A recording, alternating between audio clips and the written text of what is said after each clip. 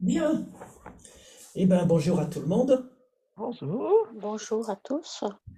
pour cette première méditation, non, deuxième méditation de la nouvelle année 2022. Donc, on va toujours faire pareil, une petite méditation focalisée, et puis également sur la nouvelle année, petite marche, et ensuite une méditation sans objet, où je ferai se croiser deux ou trois auteurs sur une thématique commune. Voilà. Donc, vous pouvez vous installer dans votre posture.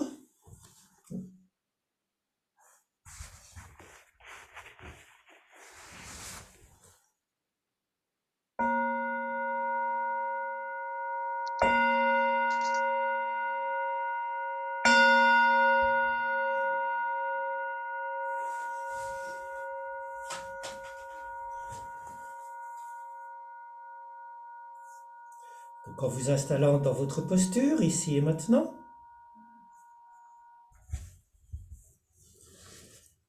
ici et maintenant, c'est dans la pièce où vous vous trouvez, sur ce support.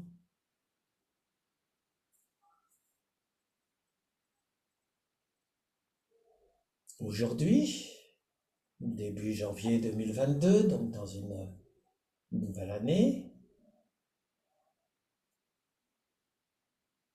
on peut commencer juste à penser à ce changement d'année, laisser venir les images qui vous viennent de l'année 2021, qui est déjà parti loin dans le passé peut-être, ou qui reste accroché dans l'esprit.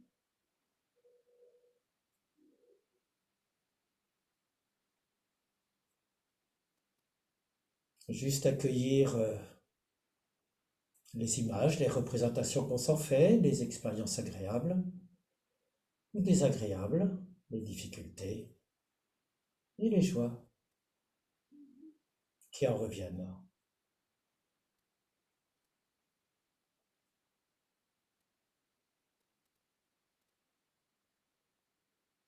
Juste les accueillir avec équanimité, qualité d'humeur.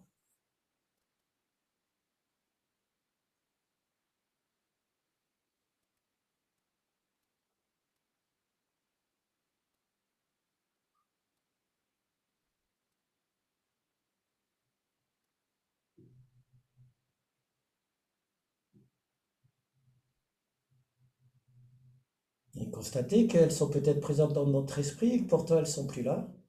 C'est déjà du passé.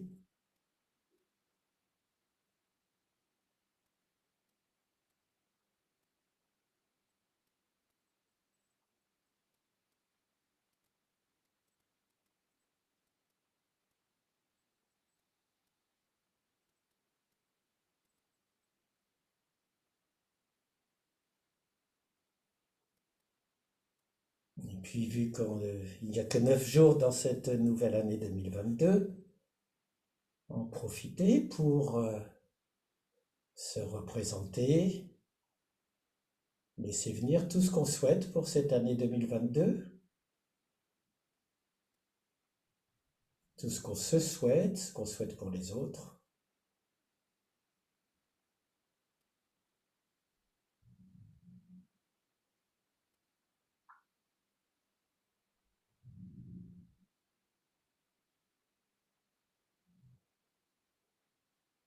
Tout ce qu'on craint éventuellement, qui revient du passé, qui reste accroché au passé, comme ce Covid, qui est une permanence de l'impermanence.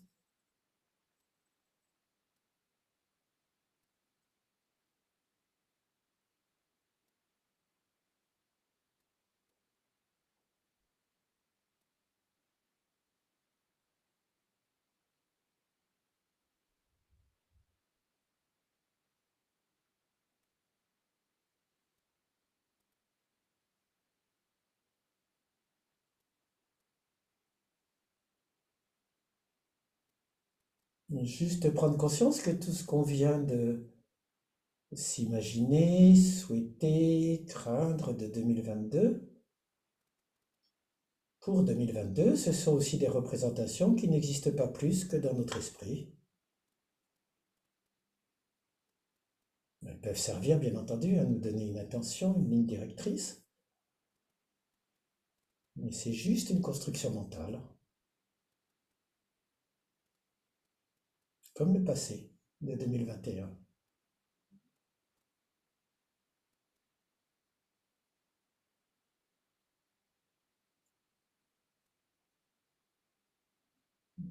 Alors, qu'est-ce qui reste?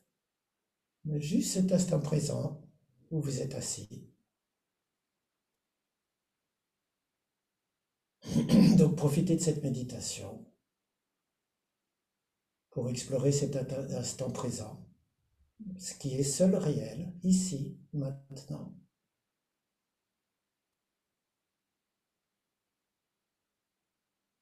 Votre assise, le contact des pieds avec le sol,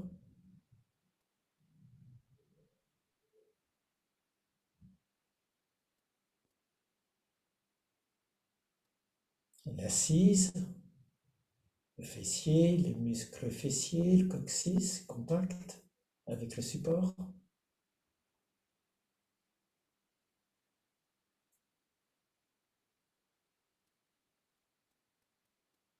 Le toucher des mains,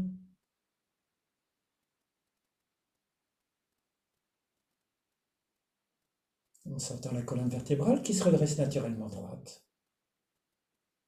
Comme la tige d'une plante ou d'une fleur, dont votre tête serait la corolle, et en sentant comment, avec sa courbure naturelle, cette fleur de votre colonne vertébrale pousse naturellement vers le ciel.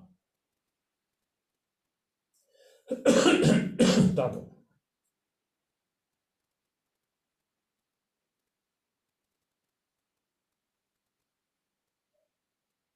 Le cou, la tête dans le prolongement de la colonne vertébrale.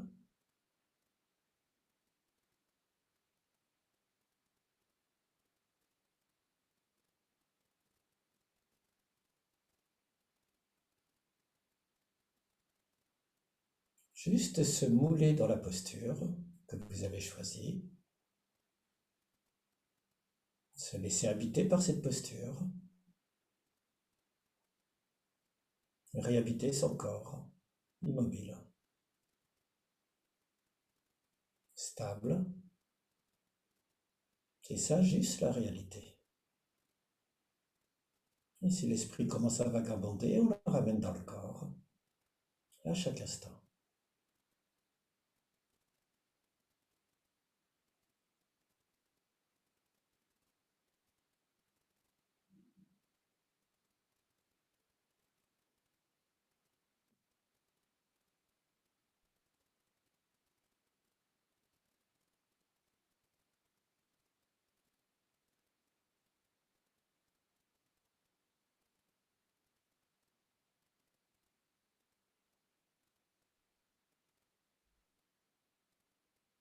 Et pour pleinement déployer cette présence à chaque instant, on va pouvoir parcourir nos 5 sens qui nous constituent, qui fait la réalité du moment. Donc on va commencer juste par cette respiration qui nous fait vivre, ce souffle vital, sentir comment l'air pénètre de l'extérieur, par le nez, descend par la gorge, larynx, trachée, vient innerver l'ensemble de notre corps, le réoxygéner, à l'inspiration et comment à l'expiration. Le souffle remonte, les poumons qui se vident et l'air qui ressort.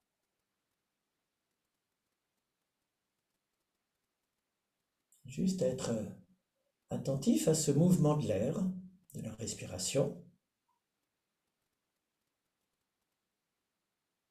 comme si on était juste une porte battante qui laisse entrer l'air de l'extérieur dans notre hall, dans notre corps et qui ressort à l'expiration. Juste un lieu de passage.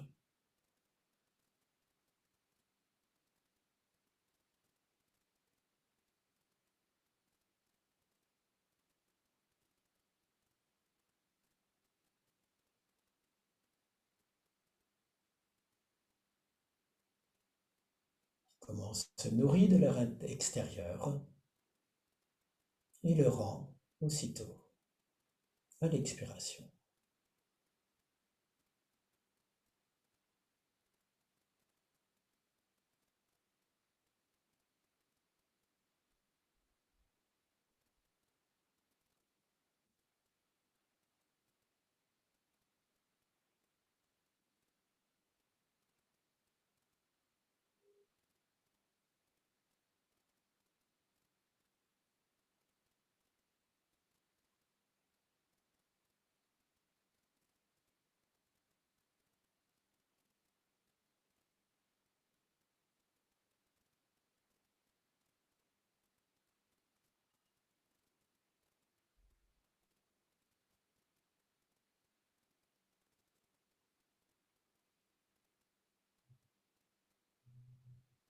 Juste attentif à cette circulation, ce flux de l'air à l'inspiration, à l'expiration, ce que je ressens dans le corps, à chaque inspiration, chaque expiration.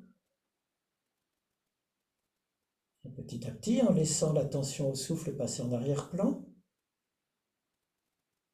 pour rester juste sur la présence au corps comme un tout, juste attentive à ces micro-sensations à peine perceptibles qui passent à travers le corps à chaque instant. Cette vie interne pré-réflexive de notre corps.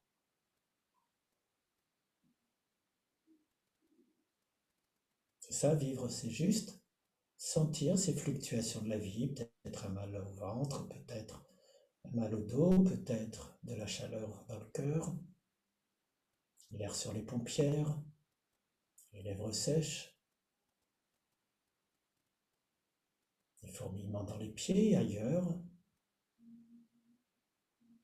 Alors cette curiosité bienveillante pour chaque manifestation de la vie dans le corps.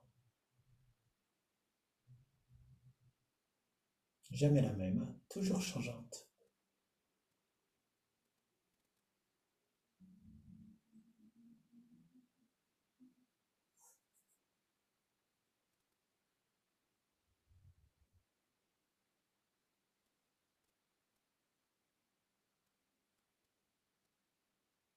Vous pouvez, si vous le souhaitez, nommer intérieurement chaque endroit où vous sentez passer une sensation aussi fugace soit-elle, pour prendre conscience de cette apparition, disparition perpétuelle des sensations internes. Pieds, lèvres, doigts des mains, gorge, etc.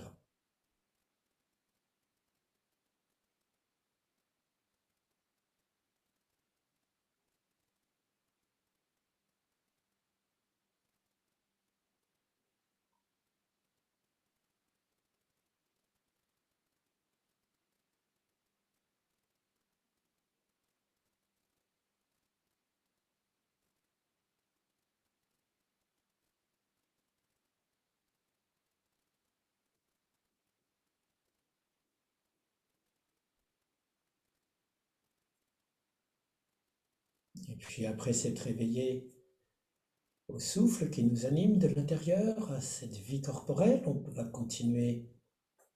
Je vais vous inviter à continuer à éveiller chacun de vos sens, comme autant de portes qui vous relient au monde extérieur. On peut commencer par les sons, les oreilles,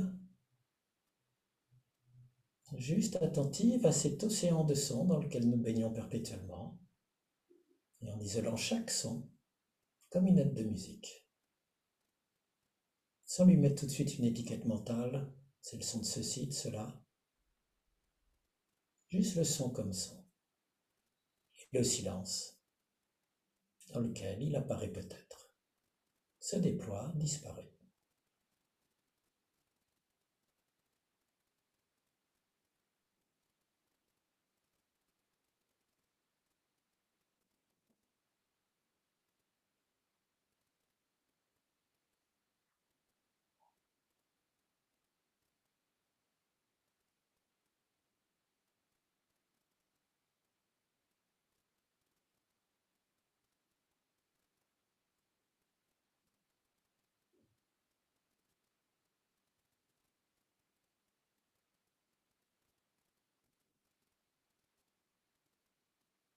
Puis après les sons, vous pouvez explorer maintenant un autre sens. Vous pouvez le choisir par vous-même et si vous ne savez pas ou que vous hésitez, vous pouvez choisir l'odeur,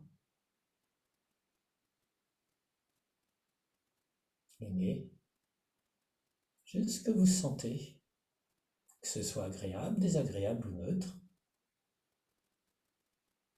Et s'apercevoir là aussi des infinies modulations de cette tonalité agréable, de cette odeur agréable, désagréable ou même neutre.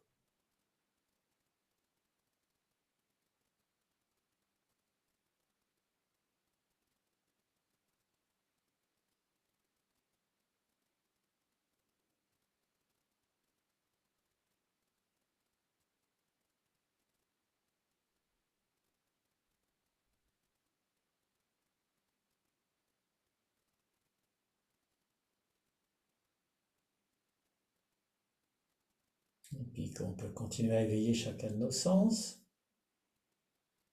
en s'intéressant par exemple à la sensation tactile de contact.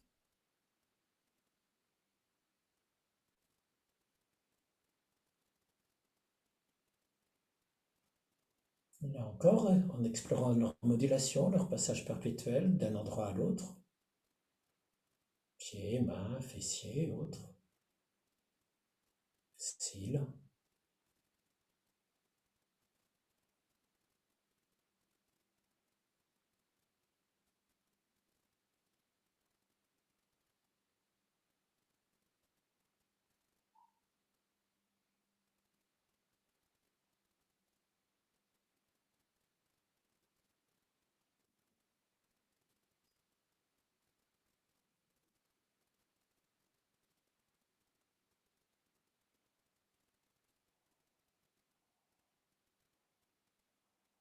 Et puis si vous le souhaitez, vous pouvez laisser suspendre ce sens pour explorer maintenant les sensations gustatives dans la bouche, dans la gorge.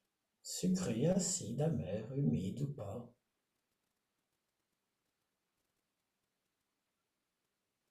Agréable, désagréable ou neutre, peu importe. C'est juste le goût de la vie dans votre bouche, maintenant.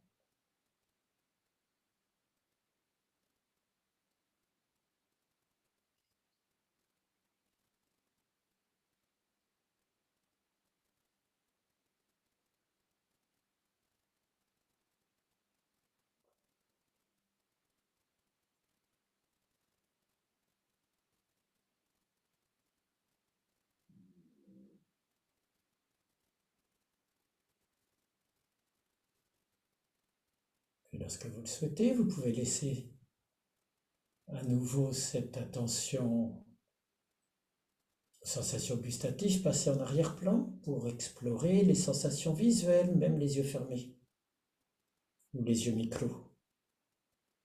Juste toutes les sensations, petites touches de taches de couleur, couleur de fond, mouvements oculaires, répercussions dans le champ visuel, etc. Toujours changeantes elles aussi.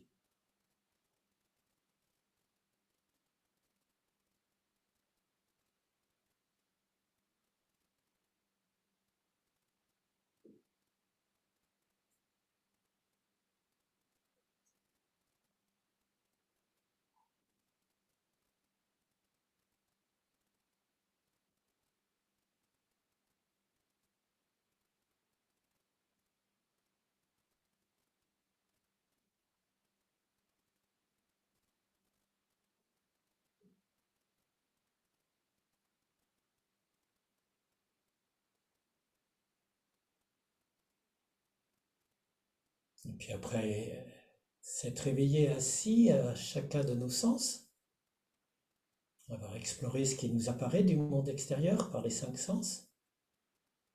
Je vais vous inviter pour finir cette première méditation focalisée à juste vous recentrer dans votre corps, dans votre posture.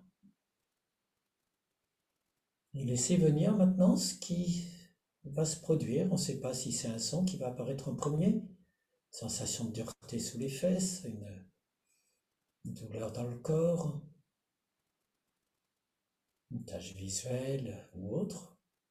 Juste avoir cette curiosité, s'émerveiller d'être en vie, ici, maintenant, ce 9 janvier, qui n'est ni le 8, ni le 10. Juste la plénitude de cet instant présent.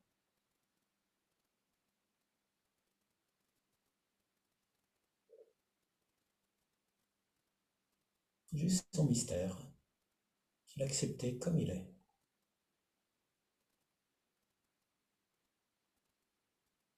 Pas besoin de vouloir le changer. Il est ce qu'il est.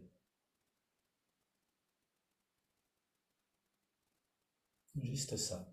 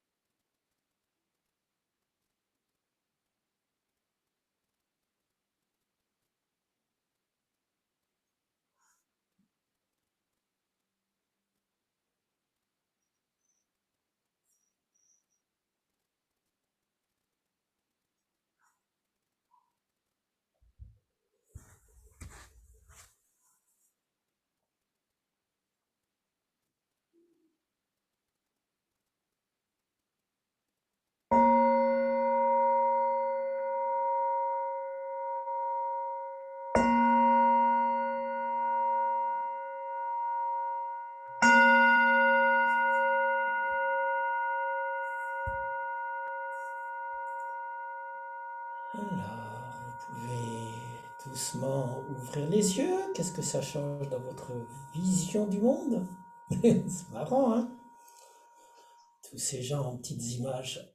Et puis, bougez les membres. Vous levez et on va continuer. En ajoutant un peu de mouvement, puisque la vie, c'est quand même le mouvement en plus de l'immobilité. Donc, vous pouvez vous relever.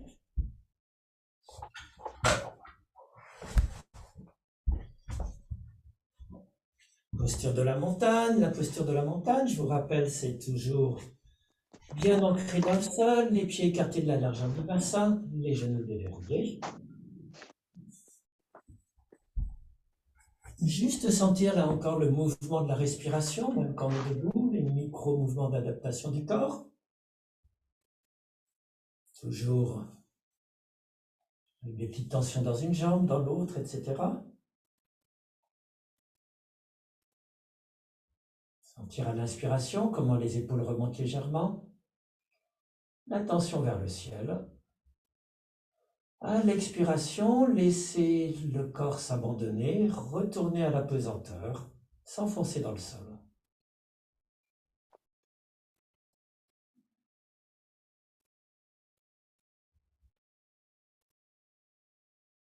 Et du coup, naturellement, lorsque sur une inspiration, vous sentez le corps qui devient plus léger, s'élève, vous en profitez pour amener une jambe vers l'avant. Et une longue expiration pour vous abandonner au poids du corps qui vient totalement dans le talon, vous plantez à vos orteils. Inspiration, le jambe passe vers l'avant, expiration longue, ancrage dans le sol.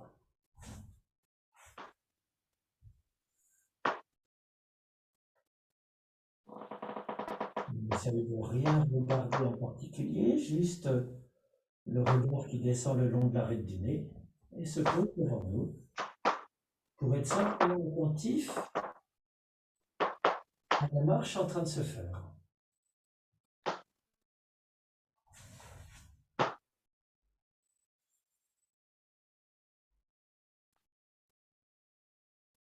Et dès que l'esprit par ailleurs, qu'un détail happe notre attention, on ramène l'esprit dans le corps, on fait descendre le long du torse jusque dans la jambe, qui avance, puis qui s'appuie à chaque pas.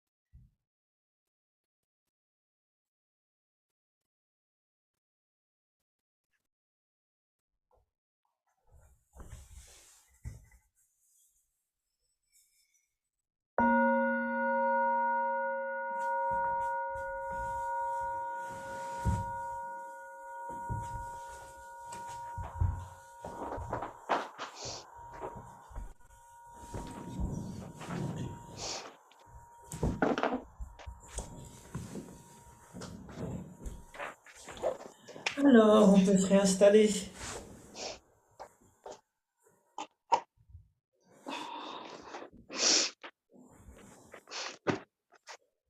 Pour la deuxième méditation,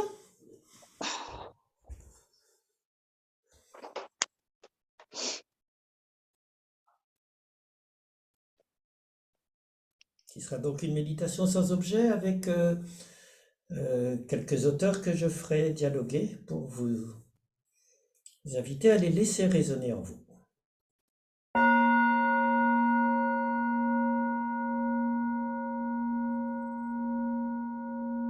Donc, au premier coup de gong, vous pouvez fermer les yeux,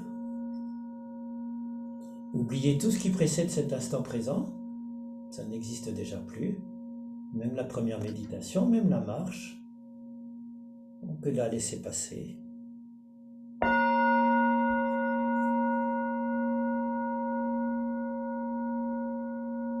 Au deuxième coup de gong, retournez le regard à l'intérieur de soi.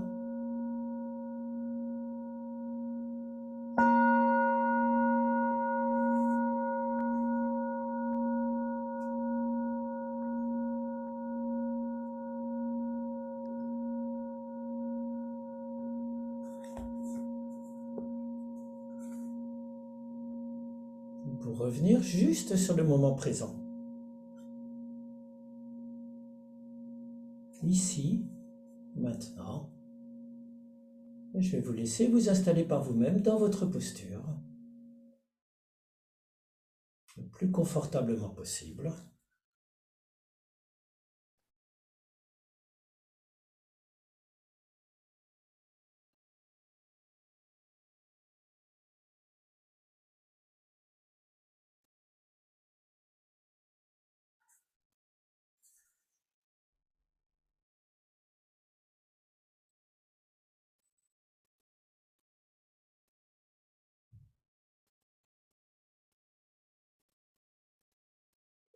Quand vous êtes juste recentré dans votre corps, que vous réhabitez votre corps pleinement,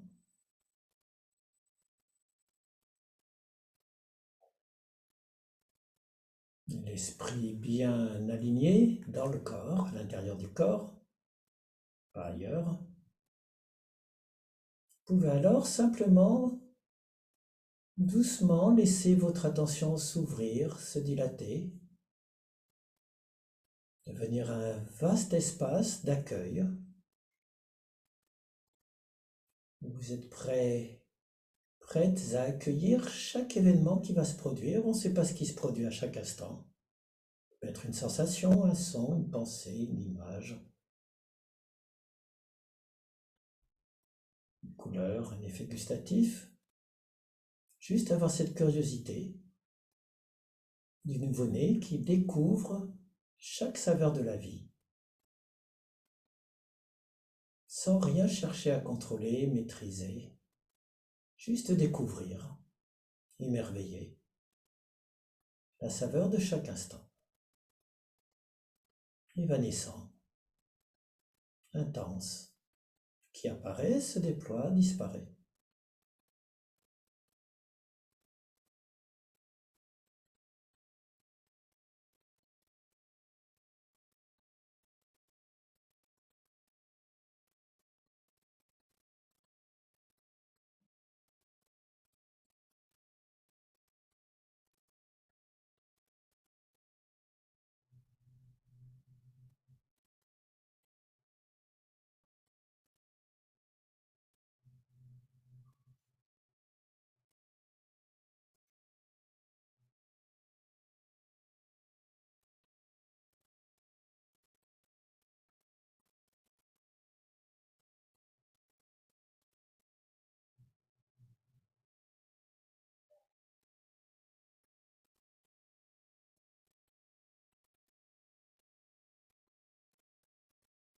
Accueillir ce jeu du monde tel qu'il se déploie à chaque instant, sans chercher à le contrôler, à ce qu'il soit différent, sans repousser ce qui ne nous plaît pas.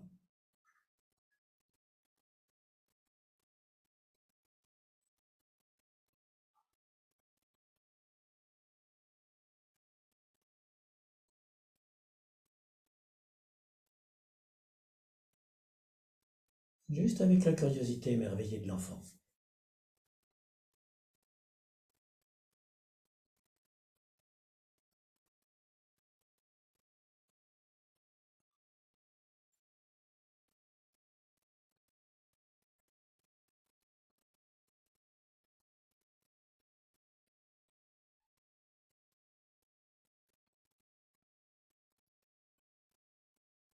Et bien entendu, cette attention large, ouverte, cette méditation sans objet, on peut rencontrer des obstacles, c'est tout à fait naturel, sinon on ne serait pas en vie.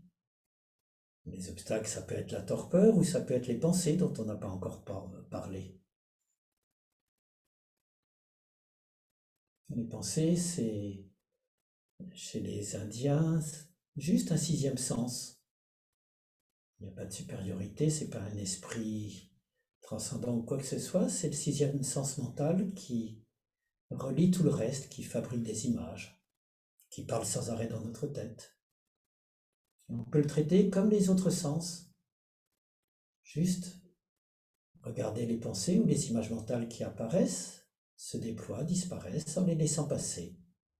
Comme des nuages dans le ciel, pourquoi s'y intéresser plus qu'à un son, qu'à une douleur, ou qu'à quoi que ce soit?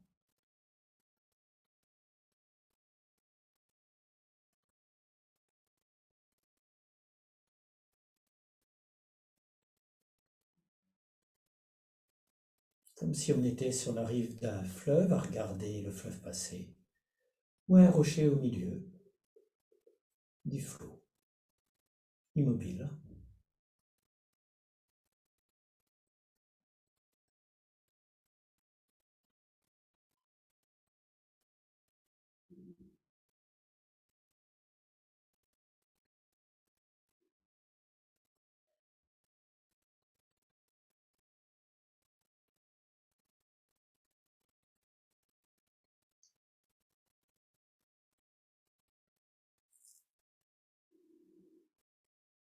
Et si on se fait bouler par les vagues, emporté par le flot, ça arrive, c'est naturel, là encore.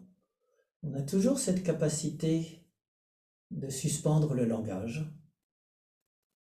Et ça, c'est la grande découverte de la méditation et des auteurs, même quand ils ne méditaient pas. Donc je vais faire un petit peu dialoguer quelques extraits, en commençant par les présocratiques. Je lisais ce matin un livre sur Héraclite de Billetter. Donc Héraclite, c'est un philosophe présocratique et juste ce passage que j'ai conservé.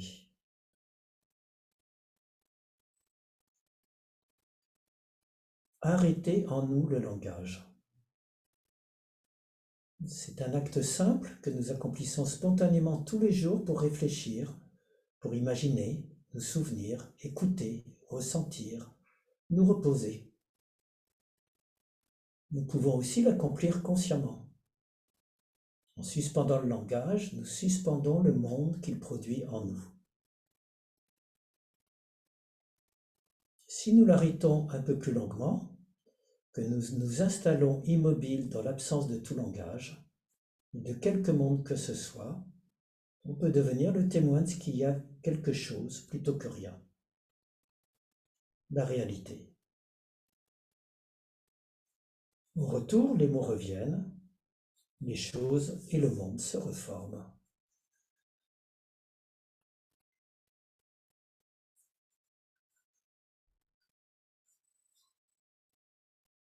Et dès qu'il y a cette suspension du langage, dont parle Billetter, on comprend la vision du monde d'Héraclite.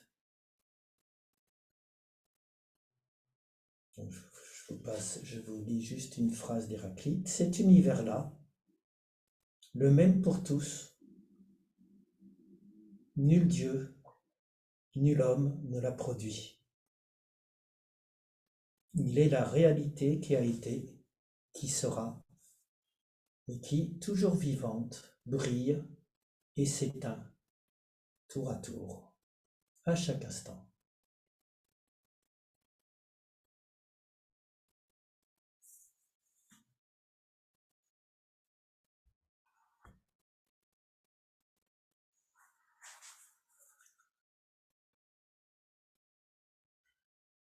Suspendre le langage, c'est peut-être toucher cette réalité.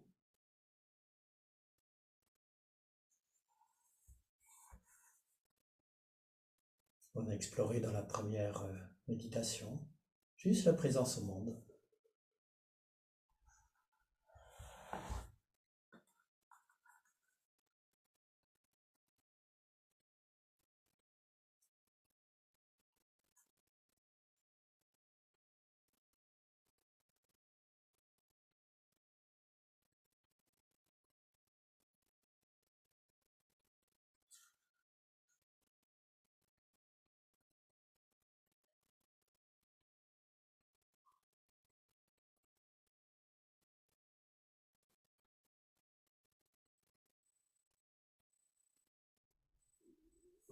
Et en résonance, je n'ai pas pu m'empêcher de proposer, en changeant de civilisation, ce texte de Huineng, donc c'est du bouddhisme Chan du 7e siècle, où il dit: les pensées se suivent sans cesse, elles s'enchaînent sans jamais s'arrêter. Mais si un seul instant cette chaîne se brise, aucune pensée ne peut plus se fixer sur le moindre phénomène.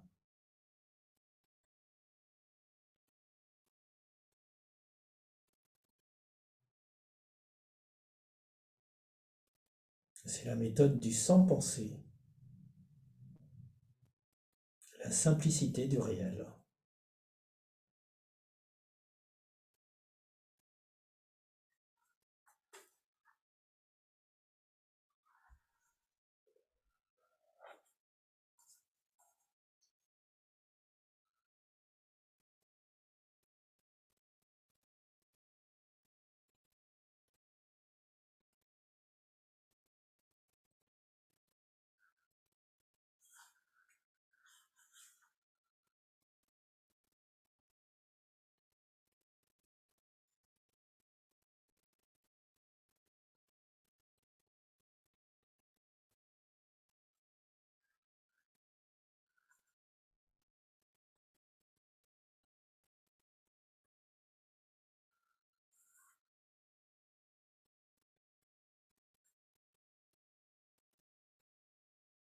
Et dans les constellations invisibles que tracent les penseurs entre eux, ou les philosophes entre eux, on a vu Héraclite pour les Grecs, puis ensuite le bouddhisme Chan, et juste finir par Chuang-Tzu, philosophe taoïste de la même époque. Ils sont tous de la même époque, à peu près du 5e siècle avant le Christ, sauf le Chan. Et Chuang-Tzu de la même manière, qui vous dit, enfin, je vous cite le commentateur Bieter,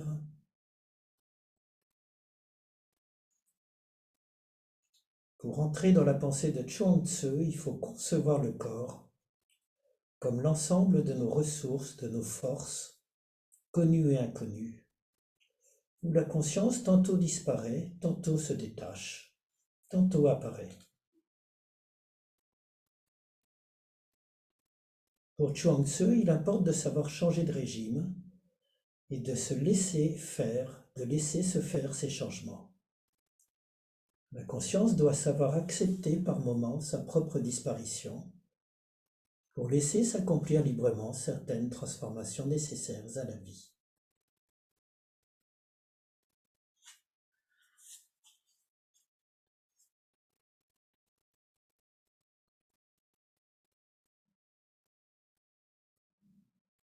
Et Chuang-Tzu aimait bien ce petit passage sur le voyage. Il n'y a rien de tel que le voyage. Quand on sait voyager, on ne sait plus où l'on va. Quand on sait contempler, on ne sait plus ce qu'on voit. Tout se prête à la vision.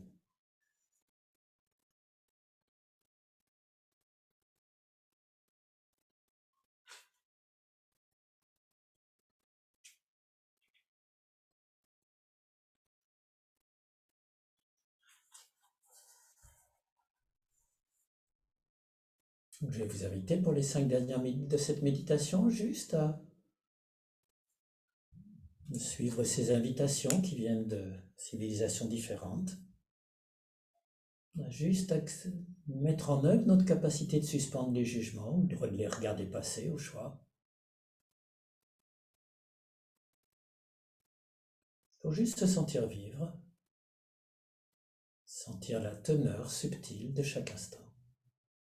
En nous, autour de nous, à travers nous.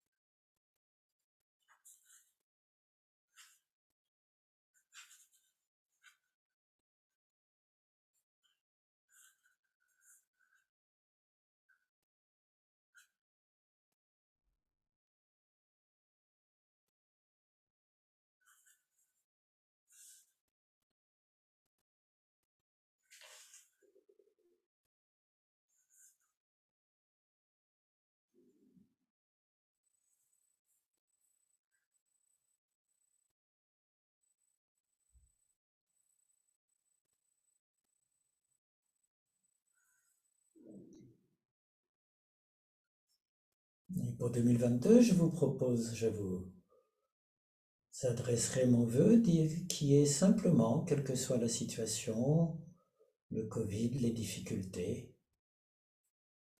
de mettre en œuvre le plus possible cette capacité d'être présent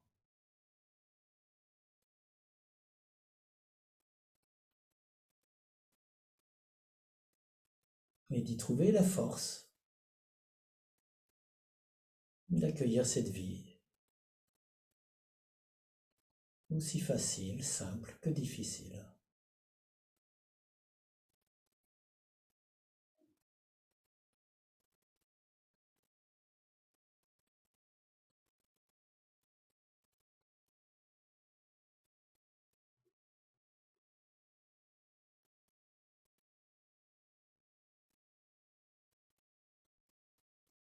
Et en cultivant de la bienveillance pour tous les autres qui sont comme nous,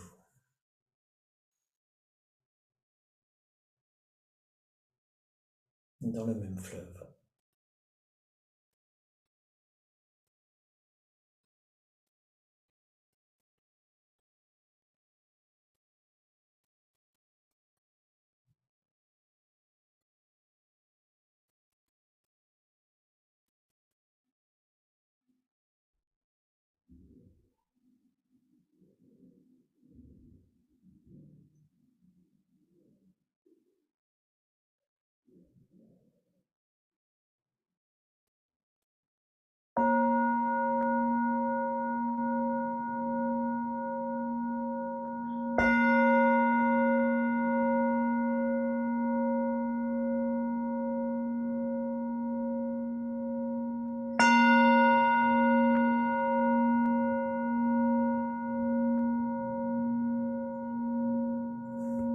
Alors, vous pouvez lentement rouvrir les yeux, reprendre contact avec nos simulacres, nos images,